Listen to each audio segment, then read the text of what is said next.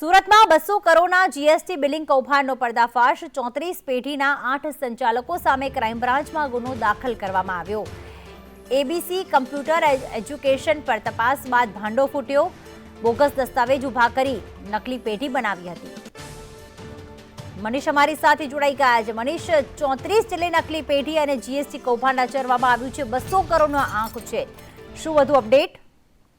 બિલકુલ વાત કરીએ, સુરત શહેર જાણે કે જીએસટી કૌભાંડનું હબ બની ગયો હોય તેવું લાગી રહ્યું છે, કારણ કે અવારનવાર અહીંયાથી જીએસટી કૌભાંડ સામે આવે છે। ત્યારે ફરીથી સુરત શહેરમાં આ 200 કરોડનું જીએસટી કૌભાંડ સામે આવ્યું છે। સમગ્ર ખેલની વાત કરીએ તો સિંગરપુર વિસ્તારમાં એબીસી કોમ્પ્યુટર એજ્યુકેશન આવેલું છે। ત્યાં આગળ શંકાના આધારે જીએસટી વિભાગે રેડ કરી હતી। ત્યાં આગળ જે કહેવાય કે જીએસટી ની અંદર જે ઇનપુટ ક્રેડિટ મેળવવાની હોય છે તે ખોટી રીતે મેળવી હોય પેઢીની તપાસ કરવામાં આવી હતી। જે 30 જેટલી પેઢીઓ છે તે માત્ર ને માત્ર ચોપડે દર્શાવવામાં આવી છે, બોગસ પેઢીઓ ઊભી કરવામાં આવી હતી અને જે ઇનપુટ ક્રેડિટ આઈટીસી છે તે મેળવી લેવામાં આવી હતી।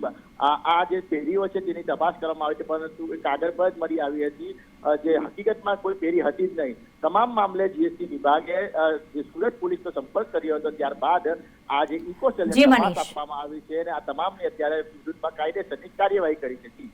બિલકુલ, આભાર મનીષ તમામ વિગતો માટે।